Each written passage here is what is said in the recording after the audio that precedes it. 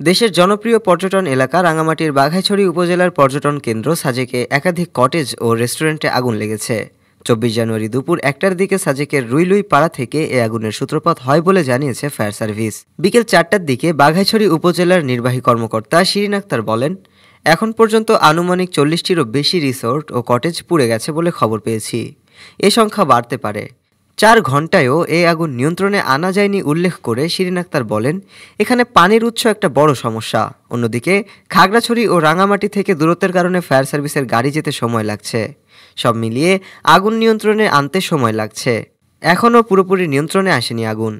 Fire service Dighinala স্টেশনের কর্তব্যরত কর্মকর্তা জাহিদুল ইসলাম বেনার নিউজকে বলেন, পানছড়ি, খাগড়াছড়ি, মাটিরাঙ্গা ও দীঘিনালা স্টেশন থেকে মোট ৬টি ইউনিট আগুন নেভানোর কাজ করছে। সাজেক রিসোর্ট কটেজ মালিক সমিতির সাংগঠনিক সম্পাদক রাহুল চাকমা জন সাংবাদিকদের বলেন, বাতাসের কারণে আগুন দ্রুত নিয়ন্ত্রণের বাইরে চলে যায়। রাস্তার দুপাশের কটেজগুলো এক এক করে পুড়ে গেছে। ডেস্ক রিপোর্ট, আজ বার্তা, ঢাকা।